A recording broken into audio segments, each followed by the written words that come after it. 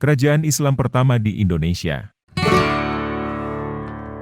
Kesultanan Pasai, juga dikenal dengan Samudera Darussalam, atau Samudera Pasai, dengan sebutan singkat yaitu Pasai, adalah kerajaan Islam yang terletak di pesisir pantai utara Sumatera, Kabupaten Aceh Utara. Kerajaan ini didirikan oleh Meurah Silu, yang bergelar Sultan Malik As-Saleh, sekitar tahun 1267.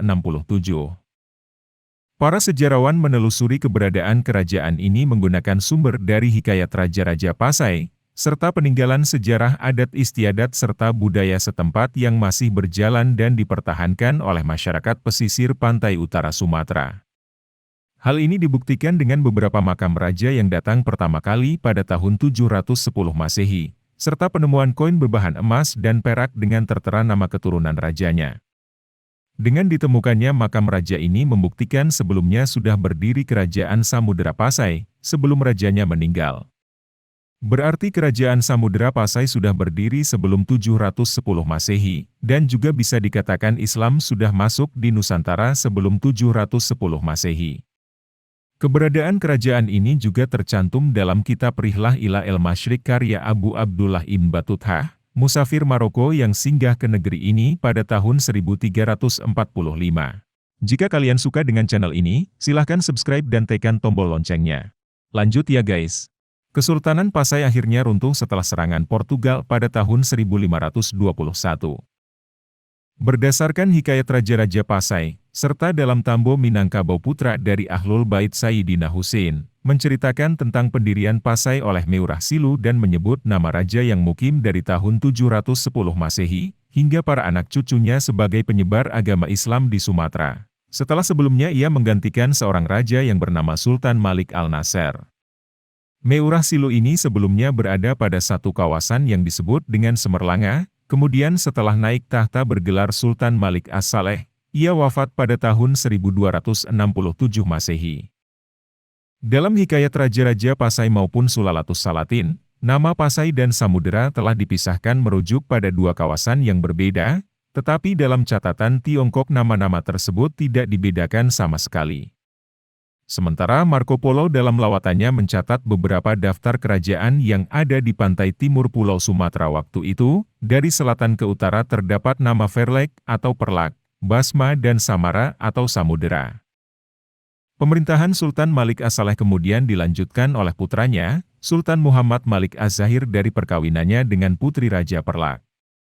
Pada masa pemerintahan Sultan Muhammad Malik Az-Zahir, koin emas sebagai mata uang telah diperkenalkan di Pasai, seiring dengan berkembangnya Pasai menjadi salah satu kawasan perdagangan, sekaligus tempat pengembangan dakwah agama Islam.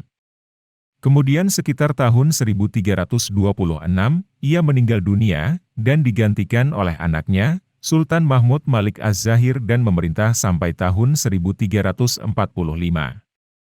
Pada masa pemerintahannya, ia dikunjungi oleh Ibn Battuta, kemudian menceritakan bahwa Sultan di negeri Samudera menyambutnya dengan penuh keramahan, dan penduduknya menganut mazhab Syafi'i. Pusat pemerintahan Kesultanan Pasai terletak antara Sungai Jambu Air dengan Sungai Pasai, Aceh Utara. Menurut Ibn Battuta yang menghabiskan waktunya sekitar 2 minggu di Pasai, menyebutkan bahwa kerajaan ini tidak memiliki benteng pertahanan dari batu, tetapi telah memagari kotanya dengan kayu, yang berjarak beberapa kilometer dari pelabuhannya. Pada kawasan inti kerajaan ini terdapat masjid, dan pasar serta dilalui oleh Sungai Tawar yang bermuara ke laut. M. Ahwan menambahkan, walau muaranya besar namun ombaknya menggelora dan mudah mengakibatkan kapal terbalik. Sehingga penamaan Lok Semawe, yang artinya teluk yang airnya berputar-putar kemungkinan berkaitan dengan ini. Dalam struktur pemerintahan terdapat istilah menteri, syah bandar dan kadi. Sementara anak-anak sultan, baik lelaki maupun perempuan digelari dengan tun, begitu juga beberapa petinggi kerajaan. Kesultanan Pasai memiliki beberapa kerajaan bawahan, dan penguasanya juga bergelar sultan.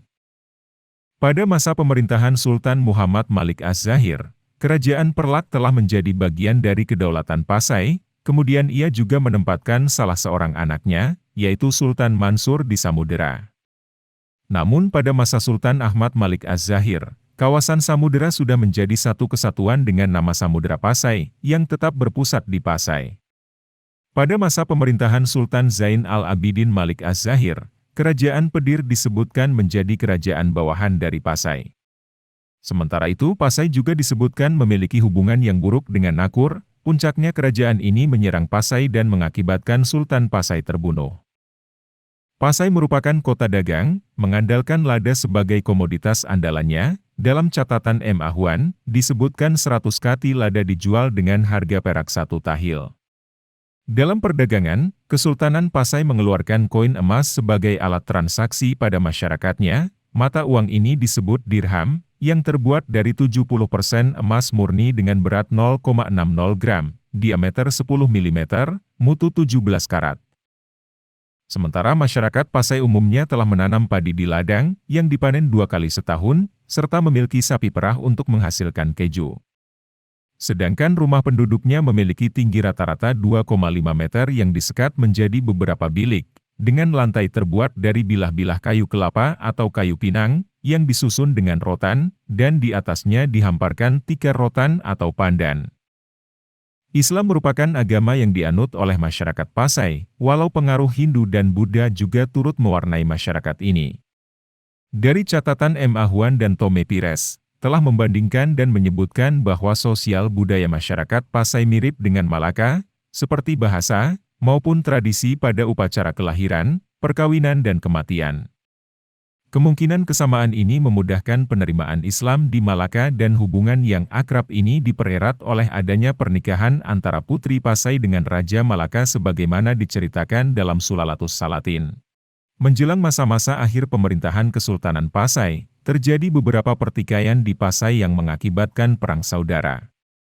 Sulalatus Salatin menceritakan, Sultan Pasai meminta bantuan kepada Sultan Malaka untuk meredam pemberontakan tersebut. Namun Kesultanan Pasai sendiri akhirnya runtuh setelah ditaklukkan oleh Portugal tahun 1521, yang sebelumnya telah menaklukkan Malaka pada tahun 1511, dan kemudian tahun 1524 wilayah Pasai sudah menjadi bagian dari kedaulatan Kesultanan Aceh. Penemuan makam Sultan Malik As-Saleh yang bertarikh 1267 Masehi, dirujuk oleh sejarawan sebagai tanda telah masuknya agama Islam di Nusantara sekitar abad ke-13. Walau ada pendapat bahwa kemungkinan Islam telah datang lebih awal dari itu. Hikayat Raja-Raja Pasai memang penuh dengan mitos dan legenda, namun deskripsi ceritanya telah membantu dalam mengungkap sisi gelap sejarah akan keberadaan kerajaan ini. Kejayaan masa lalu kerajaan ini telah menginspirasikan masyarakatnya untuk kembali menggunakan nama pendiri kerajaan ini untuk Universitas Malikus Saleh, Bandara Malikus Saleh dan Museum Islam Samudera Pasai di Aceh Utara.